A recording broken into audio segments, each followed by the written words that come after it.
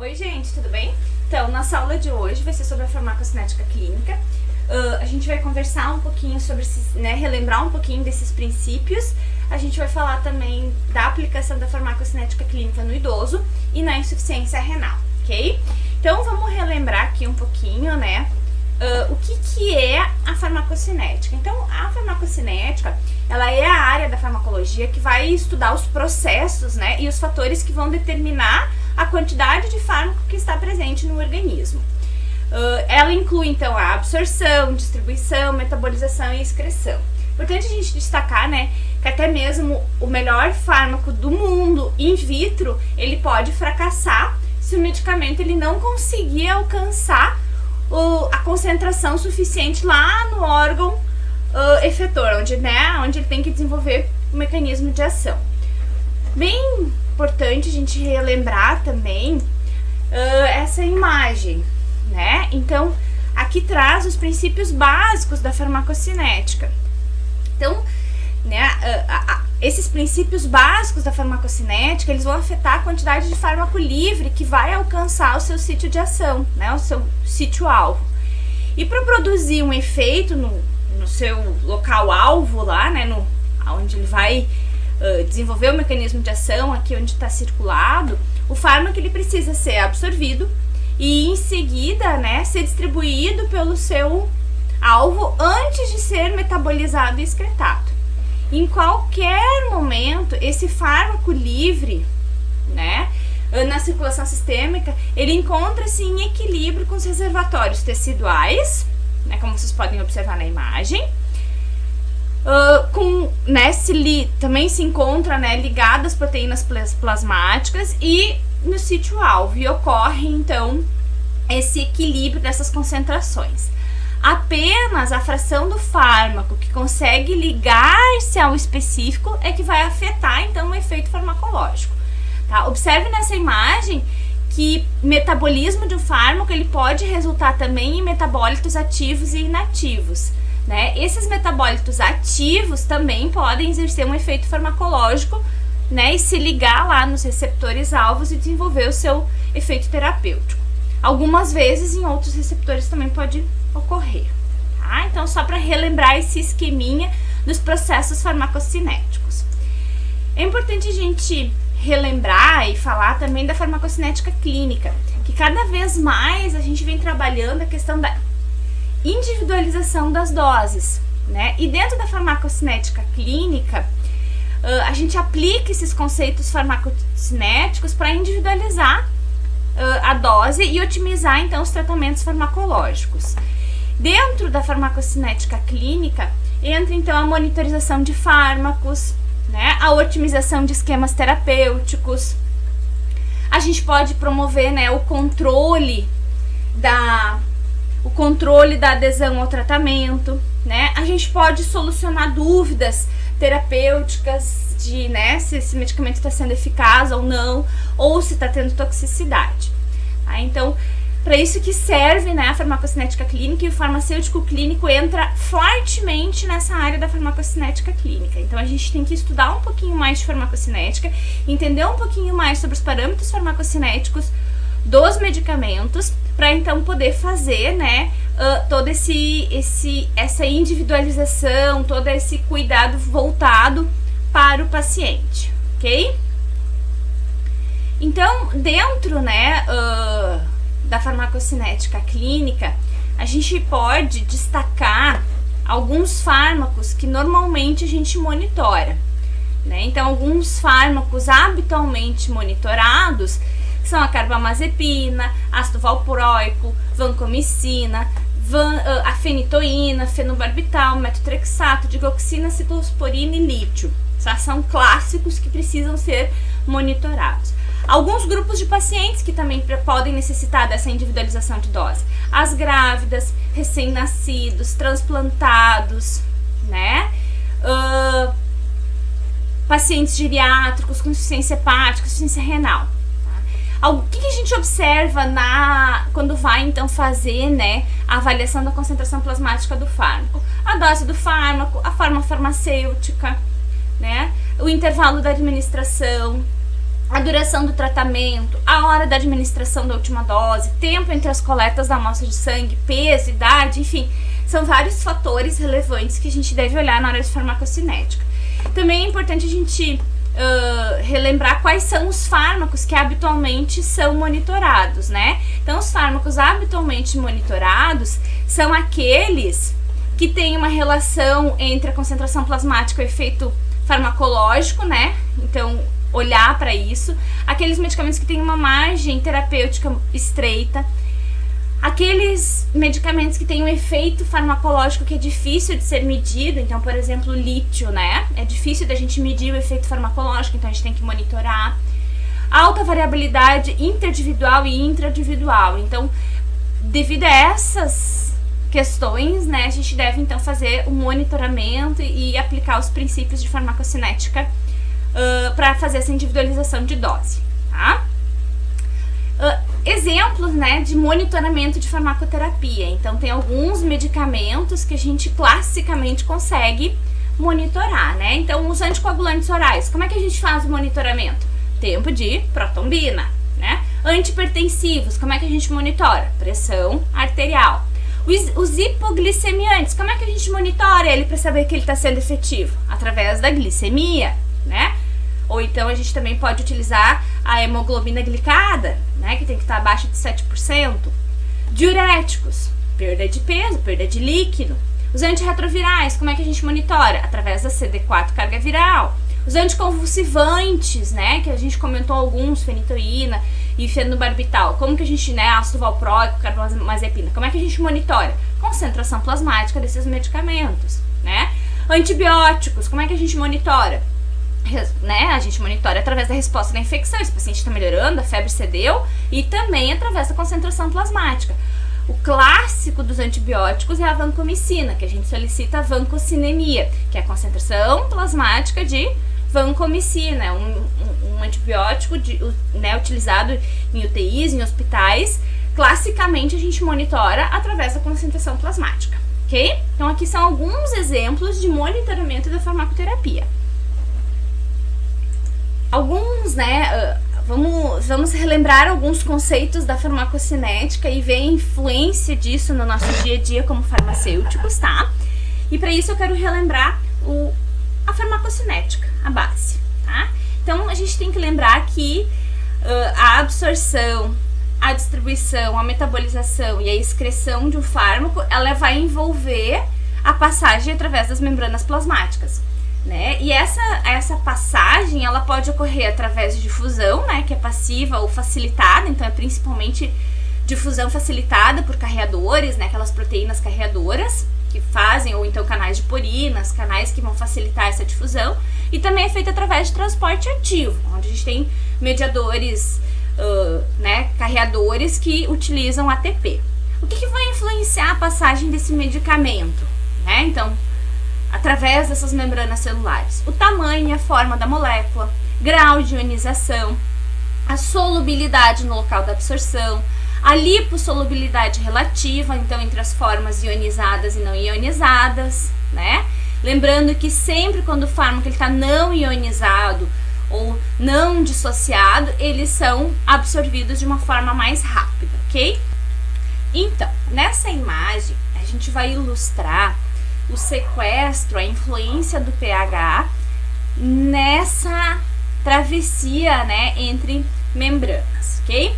Então, nesse exemplo ilustrado, tá, vamos considerar um fármaco hipotético, que vocês podem imaginar a fenobarbital ou a aspirina, tá?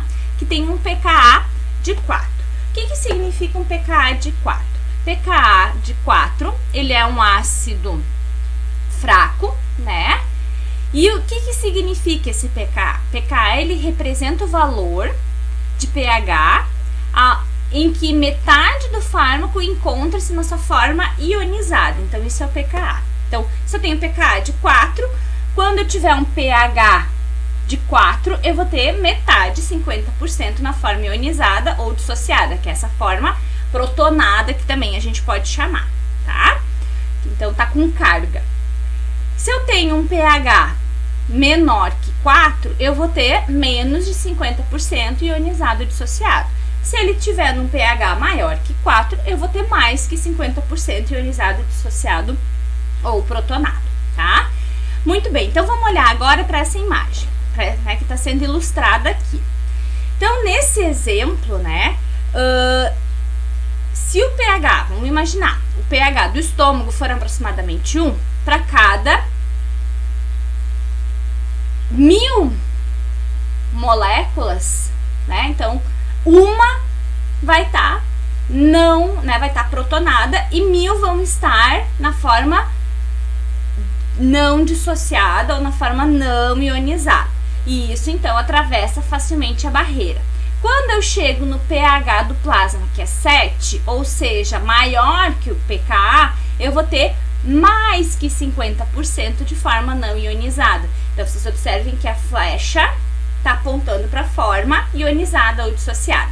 Lembrando que para atravessar a mucosa, ele tem que estar na forma não ionizada ou na forma não dissociada, ok? Então, se pH 1 e pKa é 4, é para esse esqueminha aqui da primeira linha. pH menor que 4, menos 50% dissociado, atravessa a membrana. Chega no plasma, encontra um pH de 7, ou seja, o pH está maior que 4, eu vou ter mais que 50% dissociado, esse medicamento ele não volta a atravessar a membrana e ele fica sequestrado ali no plasma, ok? Então, essa difusão através da membrana, né, é influenciada pelo pH, ok? Então, alguns pontos importantes, né? Então, a forma não ionizada, não protonada ou não dissociada é melhor absorvida. Tá? Então, bases fracas têm uma boa absorção num pH mais alto. Ácidos fracos têm uma boa absorção num pH mais baixo. Tá? Então, aqui vem a influência do pH estomacal na absorção desse medicamento. Alguns exemplos, né, algumas consequências importantes dessa partição, desse sequestro do pH que a gente estava comentando. Quando a gente faz uma acidificação da urina, o que vai acontecer? Vai acelerar a excreção de bases fracas e retarda, né, torna mais lenta a excreção de ácidos fracos. Enquanto eu usar alcalinizar a urina, tem um efeito contrário. Então, o aumento do pH plasmático usando bicarbonato, tá, faz com que fármacos que são fracamente ácidos sejam extraídos do sistema nervoso central para o plasma. Então, quando eu tenho uma intoxicação, eu tenho, uma superdosagem de medicamentos que atuam no sistema nervoso central, o bicarbonato vai facilitar essa, extrair do sistema nervoso central e para a corrente sanguínea. A diminuição do pH plasmático, então tu pode usar acetazolamida, faz com que fármacos fracamente ácidos se concentrem no sistema nervoso central, aumentando a toxicidade. Né? A partição do pH também vai implicar que ácidos fracos, eles tendem a se acumular em compartimentos pH relativamente altos, e o contrário ocorre com as bases fracas, ou seja, fármacos bases fracos, eles concentram-se mais nos tecidos do que no plasma. Já fármacos ácidos fracos concentram-se mais no plasma do que nos tecidos, ok? Então, isso é pra gente entender um pouquinho mais a dinâmica, né, de distribuição dos fármacos na corrente sanguínea e pelo nosso corpo, ok? Então, para um farmacêutico é muito importante a gente relembrar essas dinâmicas, principalmente quando a gente for para um ambiente hospitalar, onde a gente tem que entender um pouquinho mais desses processos, o que acontece com o medicamento dentro do corpo, é bem importante a gente relembrar isso, tá bem? Aí tem a absorção, né? Então, a absorção, ela tem a questão da biodisponibilidade, que a gente pode alterar, né? E o que vai influenciar na absorção dos medicamentos? A forma farmacêutica vai influenciar, então a gente sempre lembrando que fármacos em solução, eles são mais rapidamente absorvidos do que aqueles em formas como comprimidos revestidos, né? As propriedades do fármaco também vão influenciar, né? Tamanho da molécula, lipossolubilidade, tá? Então vai influenciar. E a via de administração também vai influenciar na absorção. Só para vocês terem, né, uma ideia do tempo em que o medicamento fica, né,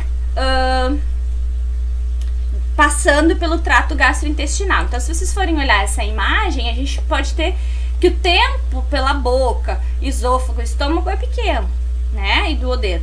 A maior parte é no intestino delgado, que é onde os medicamentos mais vão ser absorvidos, né? E no intestino grosso. Então, se eu alterar essa dinâmica ou esse tempo que o medicamento fica passando pelo trato gastrointestinal, eu posso ter alterações farmacológicas importantes. Então, esse esvaziamento e a motilidade do trato gastrointestinal podem sim influenciar no efeito do meu medicamento, ok?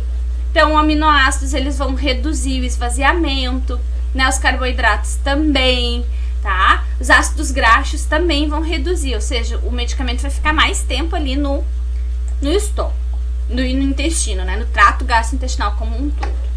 Efeitos de alguns fármacos, né? Os anticolinérgicos, eles também retêm, né? Causam constipação, com isso o medicamento fica mais tempo no trato gastrointestinal. Os analgésicos, narcóticos como codeína, morfina, né? Também. A metoclopramida, ela aumenta esse esvaziamento gástrico, ele causa, né? Aumento do peristaltismo intestinal, tá? E com isso acelera, então, a passagem do medicamento por ali. Então, é importante a gente lembrar que a ação do medicamento também pode ser influenciada pelo tempo que ele fica no nosso trato gastrointestinal, ok? E aí aqui tem uma tabela, né, sobre a influência do alimento na absorção, que é aquela pergunta clássica, né? Será que esse medicamento pode ser ingerido com alimento ou não? Né? Clássica. Eu vou tomar com o quê? E aí, nessa tabelinha, ela traz um pouquinho disso, ó.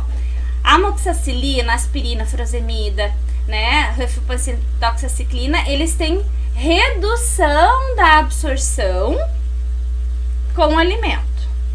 Então, diminui a absorção. Já esses medicamentos têm um atraso, não é que ele não diminui, mas ela causa um atraso, vai demorar mais para esse medicamento fazer efeito. Então, por exemplo, tu tá com uma dor de cabeça, quer usar uma aspirina para dor de cabeça, e se tu usar com alimento, vai demorar mais para fazer efeito. Tem um atraso. Esses aqui aumenta, então propanolol, fenitoína, metoprolol, o alimento, ele aumenta a absorção. Então eu vou absorver mais do que aquilo que estava previsto lá na biodisponibilidade dele. E tem outros que não são afetados, então glibenclamida, metronidazol, tá? Eles não têm influência nenhuma, o alimento não influencia nessa absorção. Aqui são alguns exemplos, tá? De medicamentos que podem ser influenciados, né, pelo alimento, ok? A outra etapa, isso aqui é legal também. As mudanças fisiológicas que causam no idoso em termos de absorção, tá? Então vamos olhar aqui, ó. O idoso, né? O que acontece com o idoso? Quais são as mudanças fisiológicas que vão alterar a farmacocinética? Então, o idoso, ele tem diminuição da secreção ácida, ou seja, o pH aumenta. E aí, vai influenciar a absorção de medicamentos? Sim, vai influenciar. O idoso, ele tem uma diminuição da motilidade gastrointestinal. Diminui velocidade, diminui superfície de absorção. Então, o medicamento, ele fica mais tempo lá, sendo, né, no trato gastrointestinal, sendo absorvido, ok? Qual que é o efeito disso? Altera a velocidade de dissolução do fármaco, diminui a biodisponibilidade de alguns medicamentos, né, que necessitam de uma maior absorção por causa das vilosidades, tem menos vilosidades, absorve menos. E diminuir a velocidade de absorção de alguns medicamentos, tá? Já a distribuição, então lembrando dentro da farmacocinética qual que é a importância da distribuição para nós. Então os medicamentos, né, depois de serem absorvidos, eles vão se distribuir. E eles podem, então, se ligar às proteínas plasmáticas, ter fármaco livre, que é o que vai, então, tá sendo desenvolvendo efeitos, né, metabolizado e excretado, né, e distribuição nos tecidos, vai lá para tecido adiposo. Então, são os 3 caminhos possíveis desse medicamento, tá? Essa imagem aqui traz a questão da competição das proteínas plasmáticas. Então, lembre-se, se o paciente usa mais de um medicamento, esses medicamentos que têm uma alta afinidade pelas proteínas plasmáticas podem brigar podem competir um com o outro. E isso vai trazer implicâncias, né, importantes para a farmacocinética e para esse efeito farmacológico. Então eu gosto muito dessa tabelinha, que tá, né, ela traz uma comparação, não é nem de competição, tá? Mas sim de um paciente que tem redução da albumina, que é a proteína plasmática. Então imaginem vocês um paciente vovozinho, ou então um paciente desnutrido, um paciente que teve uma redução, tá, nos níveis de albumina. O que acontece aqui da fenitoína? A fenitoína tem uma ligação de 90%, né, às proteínas plasmáticas. A concentração plasmática da fenitoína fica de 10 a 20 miligramas por litro. E eu tenho 10% de fármaco livre, ou seja, a concentração plasmática que vai desenvolver efeito é 1 a 2 miligramas por litro. Então, como é que a gente pode interpretar isso, ok? Imaginem vocês, vou fazer uma medição, né? Vou medir a concentração plasmática de fenitoína. E esse paciente é normal, ele não está desnutrido, ele tem 4 gramas por decilitro de albumina.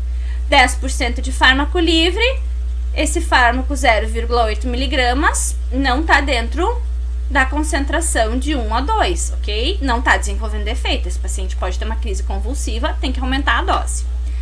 Agora, nesse caso, o nível que eu medi foi de 8 miligramas por litro, tá? Esse paciente está desnutrido, a albumina dele está de 2, por isso que a gente tem que solicitar a albumina também. Eu tenho 20% de fármaco livre, tá? Por quê? Concentração de fármaco livre tá aqui, 1,6%, tá? Ok, a minha dose, né? Ó, tenho 2, ok, a dose. Nesse paciente aqui, eu tenho um nível, foi medido 15 miligramas por litro. Paciente que tem 4 miligramas, 10% de fármaco livre, 1,5 a dose, tá ok, porque tá entre 1 e 2. 15 miligramas por litro, nesse aqui, paciente desnutrido, 2 gramas por decilitro. Eu vou ter 20% de fármaco livre, a dose vai estar 3, né, a dose que está desenvolvendo lá o efeito de 3 miligramas por decilitro, ou seja, eu tenho que diminuir a dose.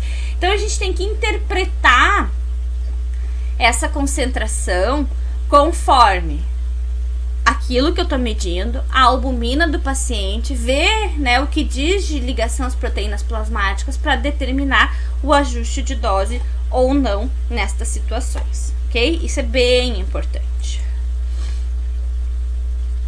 Também pode acontecer na distribuição o deslocamento de fármacos da sua ligação às proteínas plasmáticas. Com isso, aumenta a fração de fármaco livre e aumenta o efeito farmacológico. Isso gosta muito de acontecer com a varfarina, né? Olha, ela tem 99,5%. Eu tenho 0,5% de fármaco livre desenvolvendo efeito. Então, qualquer alteração nessa concentração de fármaco livre pode desencadear um efeito farmacológico maior e o paciente ter sangramentos e complicações, ok? Então, dentro da importância clínica da distribuição, o que vocês têm que lembrar? Que fármacos com ligação a proteínas plasmáticas maior que 90%, que tem um pequeno volume de distribuição e uma pequena janela terapêutica, a gente precisa monitorar, a gente precisa ter uma atenção. Exemplos, varfarina, tem 99% de ligação às proteínas plasmáticas e um volume de distribuição de 9 litros. A fenitoína, 90% de ligação às proteínas plasmáticas, volume de distribuição de 35. Glimepirida, que é um antidiabético, né, hipoglicemiante. Glimepirida, 99,5% de ligação às proteínas plasmáticas, volume de distribuição de 13. Tá? Então, esses 3 medicamentos a gente tem que ter muita atenção. E a gente também tem que ter atenção àqueles fármacos que a gente diz que são precipitantes, ou seja, eles adoram retirar e deslocar medicamentos das suas ligações às proteínas plasmáticas. Eles têm uma alta afinidade. Então, se eu usar um desses precipitantes com qualquer um desses 3, vai dar problema, porque eu vou deslocar a varfarina, a fenitoína e a glimepirida das ligações às proteínas plasmáticas aumentando seu efeito e causando reações adversas, ok? Exemplos: ácido salicilato, ácido acetilsalicílico, todos os AINES, tá? Sulfonamida, são fármacos que gostam de causar o deslocamento da ligação às proteínas plasmáticas, tá? Então, é bem importante, isso aqui entra dentro das interações medicamentosas. Como que a gente olha, então, o volume de distribuição do medicamento? Aqueles fármacos, tá? Que tem um volume de distribuição pequeno, eu tenho uma concentração elevada na corrente sanguínea. Tá? Já aqueles que eu tenho um volume, um valor alto de distribuição, eu tenho concentrações pequenas do fármaco no sangue. Então, vamos olhar aqui. Heparina, aonde ela se acumula? Corrente sanguínea ou nos tecidos? Ela se acumula na corrente sanguínea. Ela tem um valor pequeno de distribuição, com isso ela tá mais elevada no sangue, tá? Já a nortriptilina tem um alto volume de distribuição e ela então tem uma concentração menor do fármaco no sangue, ok?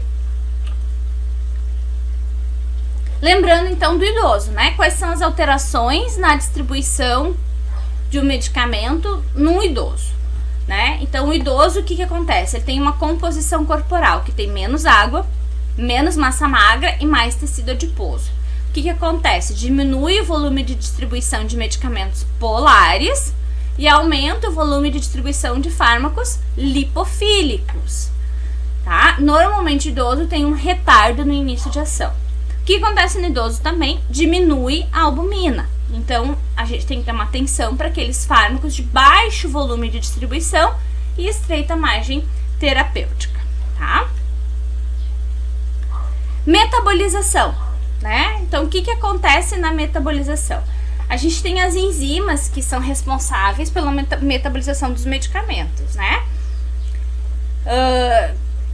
E essas enzimas, elas podem sofrer alterações. Então, que são variações na metabolização dos fármacos por causa da mudança na quantidade de enzimas, né? Hepáticas, renais, enfim, glândulas suprarrenais e até lá na luz intestinal, que vão alterar a metabolização dos medicamentos. Então, a gente tem que ficar atento, né?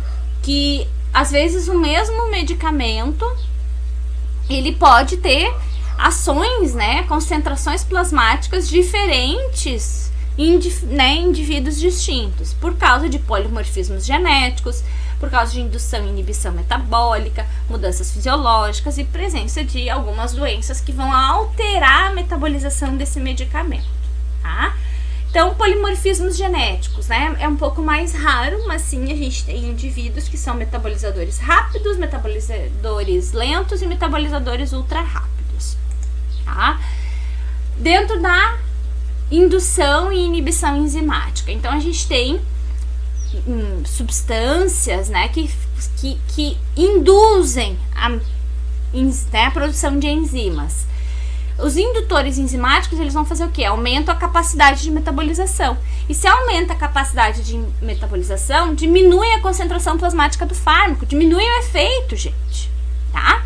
Então, essa indução enzimática, ela requer um tempo maior, de 2 a 3 semanas, tá? E as consequências disso se eu tenho metabólitos inativos, eu vou diminuir a eficácia, tá, desse medicamento. Ou então, se eu tenho uma geração de metabólitos ativos, eu aumento a toxicidade, pode causar uma toxicidade. Então, a gente tem que olhar muito bem para essa questão de metabolização. Em geral, né, aquelas substâncias que induzem a produção de enzimas, elas tendem a cortar, né, o efeito de alguns medicamentos. Então, vamos supor que o fenobarbital ou a carbamazepina, tá, ela induz a metabolização de anticoncepcional oral, tá? Isso é uma verdade. Carbamazepina, ela induz a metabolização, causa a indução enzimática dos anticoncepcionais. Então, qual que é o efeito disso? Carbamazepina corta o efeito do anticoncepcional, porque ele aumenta, causa uma indução de enzimas. Esse medicamento anticoncepcional vai ser metabolizado mais rápido E se ele é metabolizado mais rápido, eu vou diminuir a eficácia terapêutica, ok? Então a gente tem que ficar atento a isso. Ao contrário também acontece, a gente tem substâncias que causam a inibição enzimática. A inibição enzimática, ela diminui a capacidade de metabolização. Se diminui a capacidade de metabolização, qual que é a consequência? Acúmulo do fármaco. E se esse fármaco ficar acumulado, o que eu vou ter? Vou ter maior intensidade dos efeitos e uma maior toxicidade. Alguns inibidores enzimáticos, cetoconazol, eritromicina e o siquinavir, que é um antirretroviral, tá? Então a gente tem que, quando analisar uma interação medicamentosa, eu tenho que ver se esse medicamento ele tem uma alta taxa de ligação às proteínas plasmáticas, se ele causa deslocamento dessas ligações, na metabolização, se ele é um indutor ou um inibidor enzimático, tá? Então a gente tem que estar atento a tudo isso. E na excreção a gente também vai ter influências, né? Então a concentração de um medicamento no organismo, ela pode diminuir como consequência, então, dessa metabolização e dessa excreção, tá?